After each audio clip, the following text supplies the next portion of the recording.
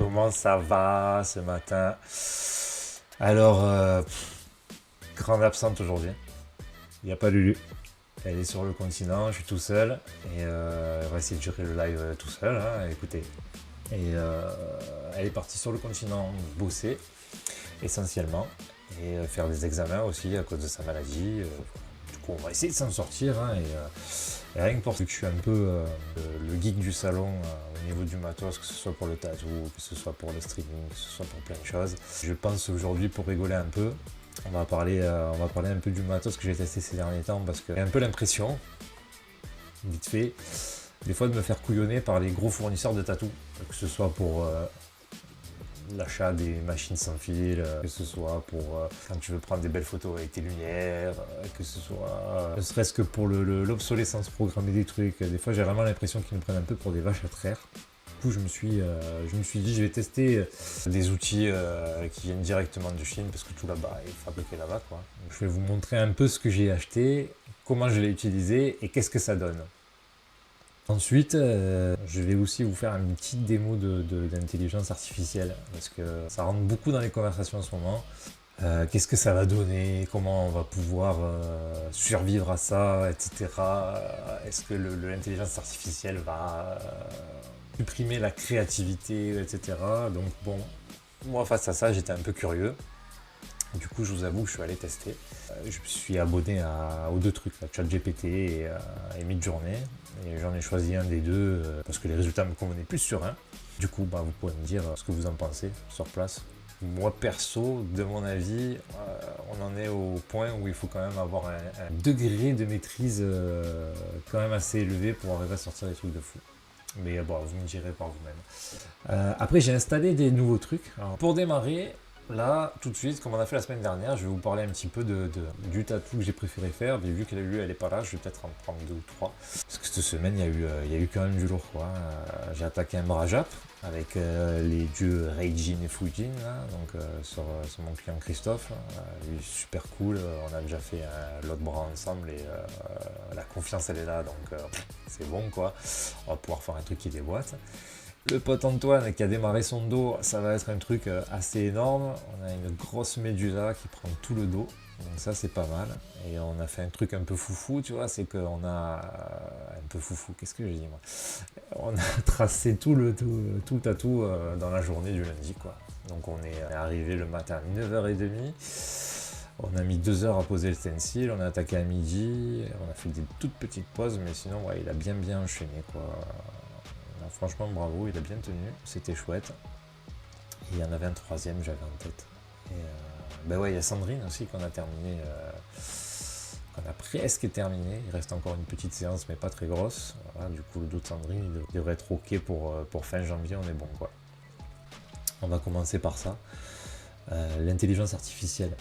J'ai commencé à regarder un peu ça depuis le mois de novembre, parce que je vois pas mal de choses passer sur les réseaux sociaux, des mecs qui s'en servent, des mecs qui tirent la sonnette d'alarme en disant que on va se retrouver qu'avec des tatous qui sont réalisés par l'intelligence artificielle.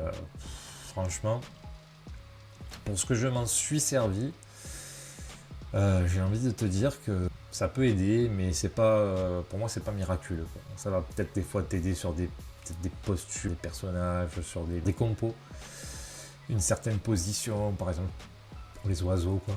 Oh putain, j'ai une bague! Oh je vais vous montrer direct. ChatGPT, ça se présente comme ça. Je pense que tout le monde connaît maintenant aujourd'hui. Tu lui poses une question, il te sort une réponse textuelle. Ce qui est vachement bien, moi, que j'avais apprécié avec ChatGPT, c'est que tu as vraiment la conversation avec lui. Donc, par contre, pour tout ce qui est dessin, j'ai trouvé que c'était plus efficace de lui parler en anglais. Donc là, par exemple, j'avais un cover à faire, tu vois, voilà, j'avais mis génère-moi une image de 2 corbeaux en vol qui est en train de combattre dans un style réaliste. Il m'avait sorti ces 2 premières propositions qui franchement sont vraiment pas mal. Et après, voilà comment j'ai évolué. Donc, du coup, j'ai vu qu'il me répondait en anglais. Alors, je me suis dit, c'est bon, tu me parles en anglais, tu m'as chauffé, je vais te parler en anglais et tu vas te calmer. Hein, d'entrée, tu me snobes pas avec tes anglicismes. Moi, tu me respectes. Du coup, je lui ai dit, est-ce que tu peux en faire un peu plus haut que l'autre? Et du coup, après, il m'a sorti ça. Tac. Voilà, donc genre ils combattent et il y en a un qui a l'ascendant sur l'autre. Et pas mal, tu vois. Ça, en fait, par rapport à ce que je fais moi, ou même par rapport à un mec qui fait du réalisme, je sais pas qu'est-ce qu'il aurait fallu mettre. Fallait peut-être mettre ultra réalistique ou photoréalistique. Peut-être ça aurait été encore un peu plus réel. Moi qui fais de temps en temps du réalisme, je me serais pas vu prendre ce truc-là et le faire texto, quoi, tu vois. Voilà. Ne serait-ce que parce que je sais pas, je trouve que autant celui du bas il a une tête rigolote, autant celui du haut, petite tête de. Comment on appelle ça là? Tu sais, le genre de dauphin avec la grosse tête qui a des radars là, tu vois. Et après, bon, bien sûr, j'ai enchaîné quoi. Voilà. Est-ce que tu peux lui donner une attitude plus agressive?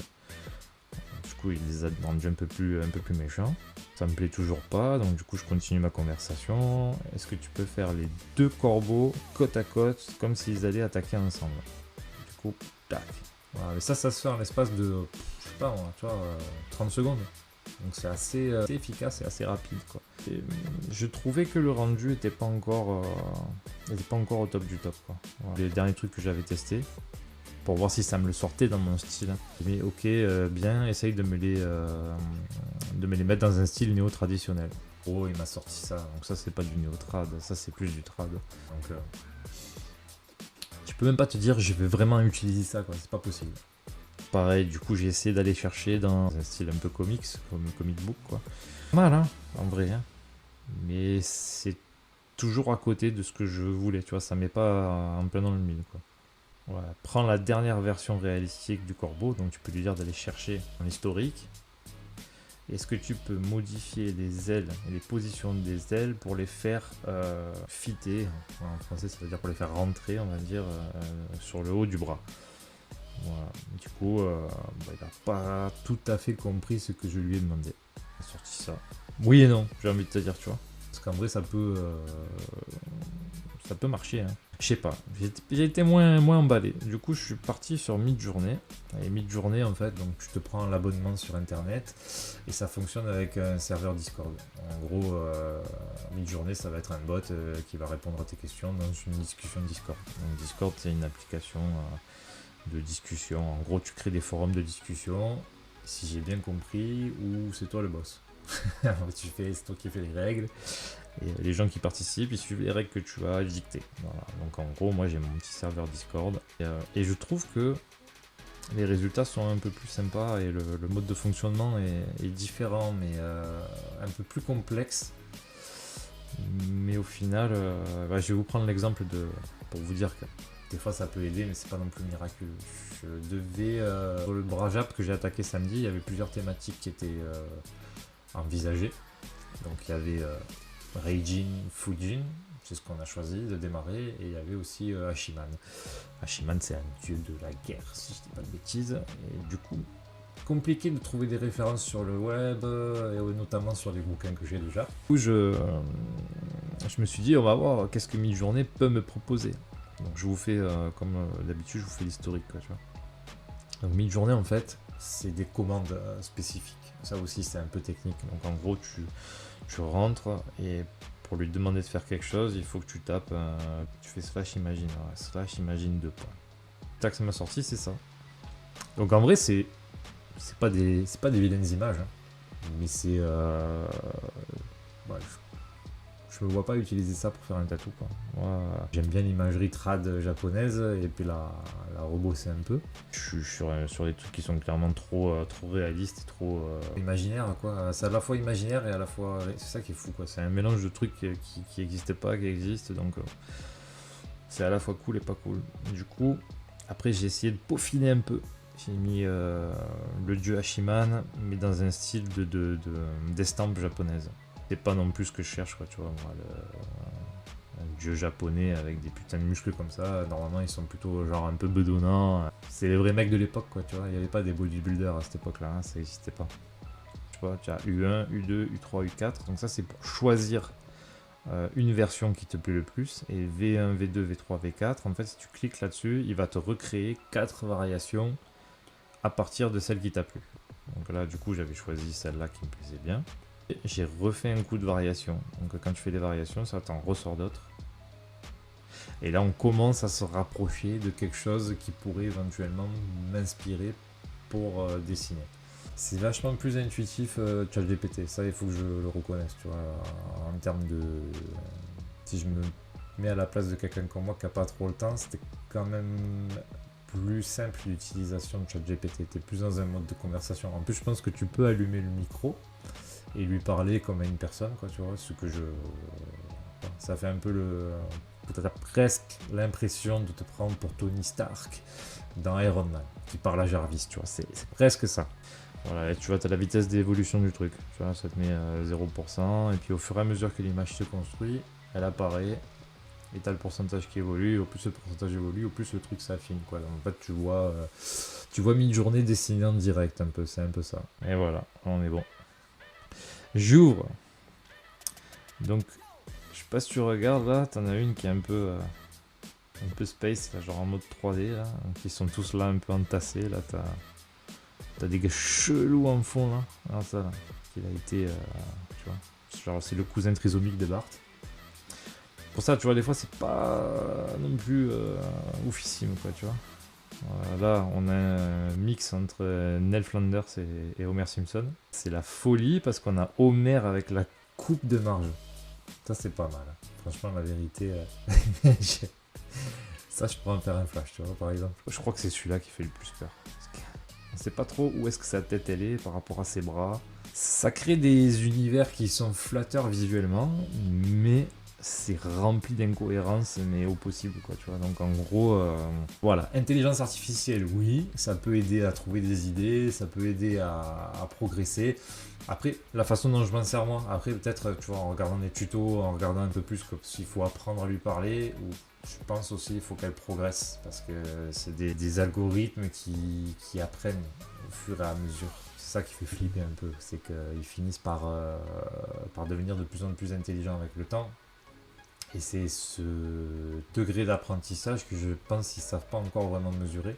Après, moi, je pense pour le tatou, il n'y a pas de crainte à avoir. La seule crainte qu'on a à avoir, c'est qu'il y ait des abrutis qui prennent ça texto, qui le plaquent sur un bras et qui le tatouent. Voilà, c'est ce truc qui peut vraiment faire peur. Après, pour ce qui est de la créativité, encore aujourd'hui, ça reste un outil, c'est pas quelque chose qui bosse à ma place. Voilà, clairement.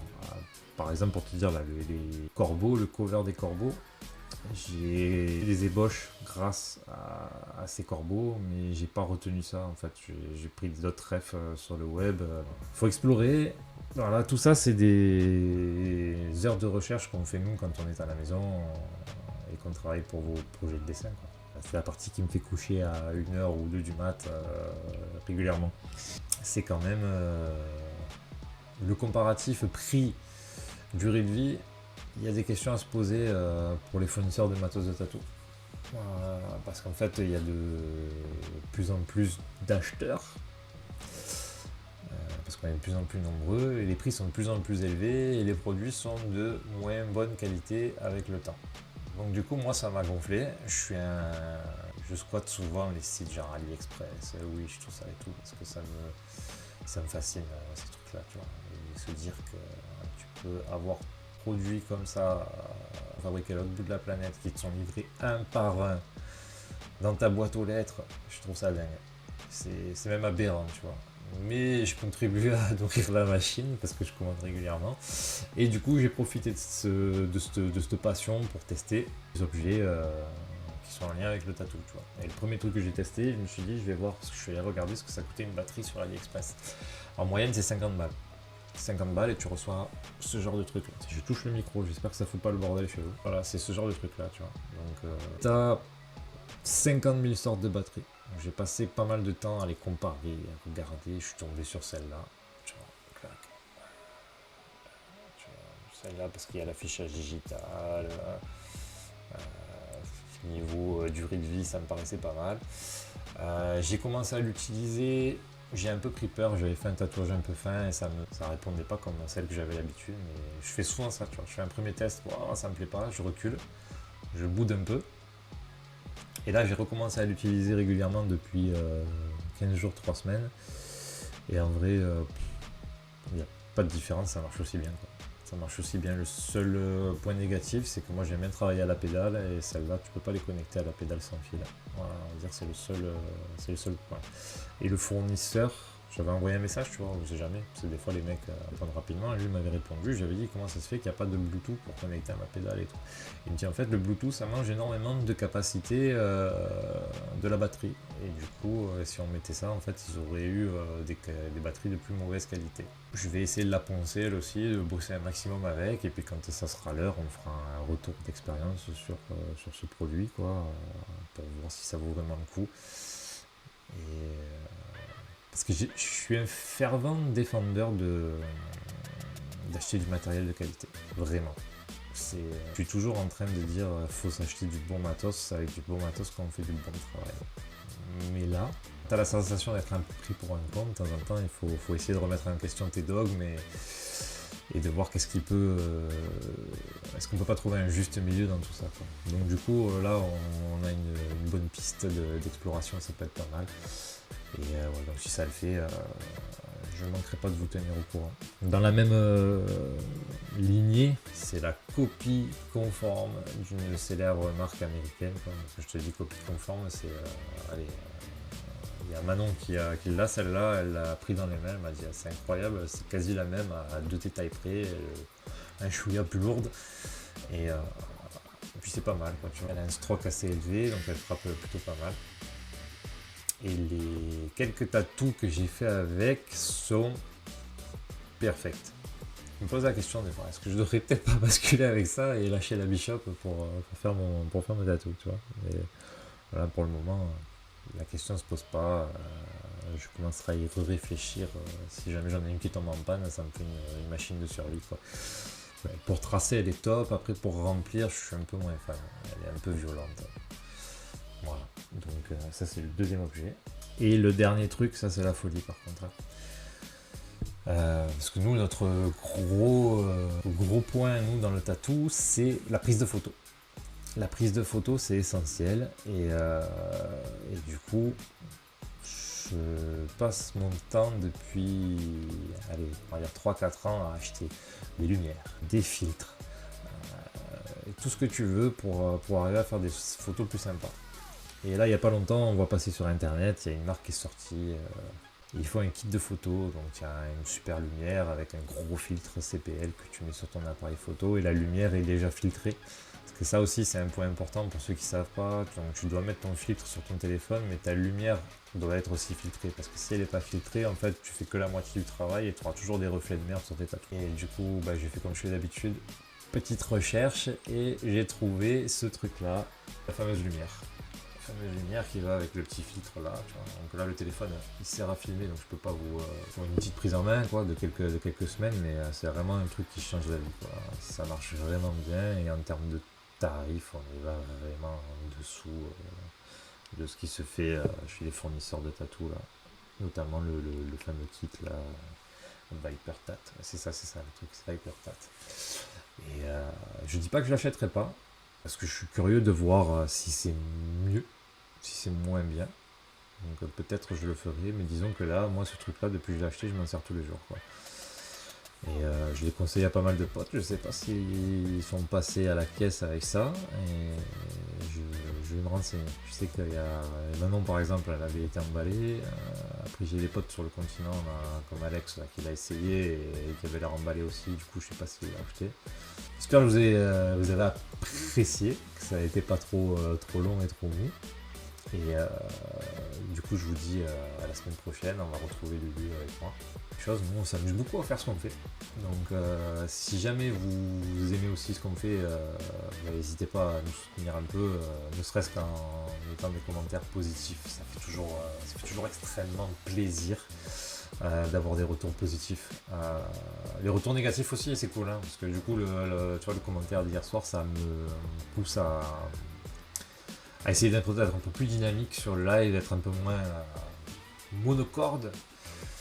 Je vous dis à la semaine prochaine, même heure. On va garder le jeudi 11h midi. On se voit la semaine prochaine.